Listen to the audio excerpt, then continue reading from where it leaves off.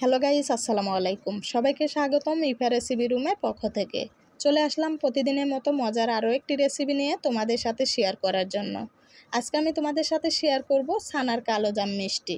ভাঙবেও না, গলবেও না এবং কি ভিতরে শক্ত হবে না। একদম পারফেক্ট দোকানের মতো করে খুব অল্প খরচে অল্প সময়ে ঘরেই বানিয়ে নিতে পারবে ছানার কালোজাম মিষ্টি। আশা করছি রেসিপিটি তোমাদের ভালো লাগবে। ভালো লাগলে আমার চ্যানেলটাকে তোমরা যারা এখনও সাবস্ক্রাইব করো নাই সাবস্ক্রাইব করে রাখবে। এতে করে আমার যে কোনো ভিডিও আপলোড দিলে তোমাদের কাছে পৌঁছে যাবে। তো বন্ধুরা, প্রথমে এখানে আমি নিয়েছি 2 কাপ ছানা। চাইলে ছানা তোমরা কম বেশিও করতে পারো, 1 কাপও নিতে পারো। 1 কাপেও কিন্তু পুরো 1 থেকে 1.5 কেজি মিষ্টি হবে। প্রথমে ছানাগুলো ভালোভাবে পিষিয়ে নেব, যাতে করে ছানার মধ্যে কোনো রকম লাঞ্চ না থাকে। ছানাগুলো ভালোভাবে মেখে নিয়েছি। দেখো, এখানে কোনো রকম ছানার লাঞ্চ নেই। এখন এখানে আমি দিয়ে দেব সামান্য একটু বেকিং পাউডার, সামান্য একটু বেকিং সোডা, 2 চামচ দিয়ে দেব চিনি, 2 চামচ ময়দা। এখানে 2 কাপ ছানাতে কিন্তু পুরো 2 থেকে 2.5 কেজি মিষ্টি হবে। চাইলে কিন্তু তোমরা 3 থেকে 3.5 কেজি মিষ্টি বানাতে পারবে। সেক্ষেত্রে তোমরা এখানে চাইলে সুজিও দিতে পারো।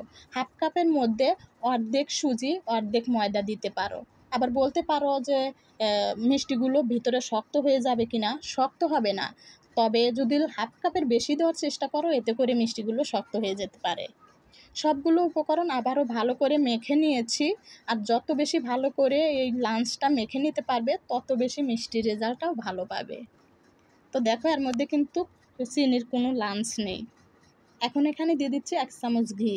ঘি দেওয়াতে কিন্তু মিষ্টির ফ্লেভারটা অনেক ভালো আসবে। ঘি দিয়ে আবারও ভালো করে মেখে নেব। তোমাদেরকে আবারও বলছি, যত বেশি ভালো করে মেখে নিতে পারবে তত বেশি কিন্তু মিষ্টির রেজাল্টটাও ভালো পাবে। তো এগুলো আমার মাখা হয়ে গেছে। এখন মিষ্টিগুলো বানিয়ে নেব। হাতে সামান্য দিয়ে দিচ্ছি ঘি লাগিয়ে, যাতে করে মিষ্টি বানাতে গেলে হাতে লেগে না যায়। এখন এরকম মিডিয়াম সাইজ করে গোল গোল করে মিষ্টিগুলো বানিয়ে নেব। চাইলে তোমরা লম্বা করে বা বড় করেও মিষ্টিগুলো বানাতে পারো। তো সবগুলো মিষ্টি দেখো আমি বানিয়ে নিয়েছি। এগুলো কিন্তু শিরা করার পরে আরও একটু অনেকটাই বড় হয়ে যাবে। এখন এগুলো আমি তেলে ভেজে নেব। তাহলে চলো রান্নাঘরে যাওয়া যাক। তো প্রথমে আমি এখানে কড়াইয়ে দিয়ে দিচ্ছি তেল। পরিমাপ মতো তেল দিয়ে দিলাম। তেলটা ভালো করে গরম করে নিতে হবে। তেলটা গরম না হলে কিন্তু মিষ্টি দেওয়াতে কড়াইয়ে লেগে যেতে পারে, আর লেগে গেলে মিষ্টিগুলো ভেঙে যাবে। তেলটা গরম হয়ে গেছে। এখন এক এক করে সবগুলো মিষ্টি আমি তেলের উপরে দিয়ে দেব। এই পর্যায়ে চুলার আঁচটা মিডিয়াম রাখবো। এখানে আমি কোনো রকম রং ব্যবহার করব না। এই মিষ্টিগুলো তেলে ভেজেই কিন্তু তোমরা তোমাদের মন মতো কালার করে ভেজে নিতে পারবে। মিষ্টিগুলো এভাবে হালকা হাতে নাড়াচাড়া করে উল্টে পাল্টে আমি ভেজে নেব। তো মিষ্টিগুলো কিন্তু আমার ভাজা হয়ে গেছে। একদম কালো খয়েরি করে মিষ্টিগুলো ভেজে নিয়েছি। আমার তো মনে হয় মিষ্টির জন্য এটাই পারফেক্ট কালার। তোমরা যদি আরও একটু কালো করতে চাও সেক্ষেত্রে কিন্তু তেলে আরও একটু ভেজে নিতে পারো। তো বন্ধুরা, আশা করছি রেসিপিটি তোমাদের ভালো লাগবে। ভালো লাগলে একটি লাইক দিবে। তোমাদের একটি লাইক আমাকে অনেক বেশি উৎসাহ দেয়। আর কমেন্ট করে অবশ্যই তোমাদের মতামতগুলো জানাবে। আমি যতদূর সম্ভব চেষ্টা করব রিপ্লাই দেওয়ার জন্য।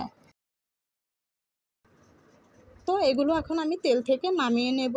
সবগুলো মিষ্টি কিন্তু আমি ভেজে নিয়েছি। তো এগুলো তেল থেকে নামিয়ে নিলাম।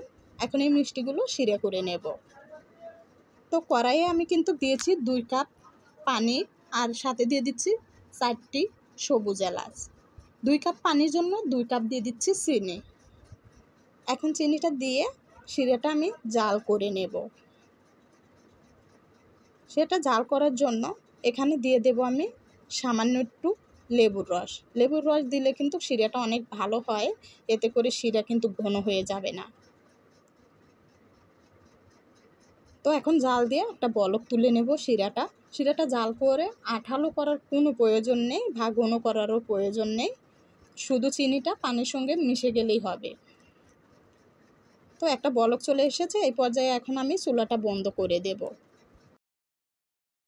এখন এক এক করে এই গরম শিরের মধ্যে সবগুলো মিষ্টি দিয়ে দেব। অবশ্যই এই গরম শিরের মধ্যে গরম মিষ্টিগুলো দিতে হবে। সবগুলো মিষ্টি আমি দিয়ে দিলাম। এখন আমি এই মিষ্টিগুলো হালকা হাতে একটু চামচের সাহায্যে একটু ঘুরিয়ে দেব, যাতে করে মিষ্টিগুলো ভালোভাবে এই মিষ্টির মধ্যে শিরাগুলো ঢুকতে পারে। তো এটা এখন আমি চাপ দিয়ে ঢেকে রেখে দেব 3 থেকে 4 ঘন্টার জন্য। চাইলে তোমরা কিন্তু এটা সারা রাত্রির জন্য রেখে দিতে পারো, এতে করে এর রেজাল্টটা আরও বেশি ভালো পাবে।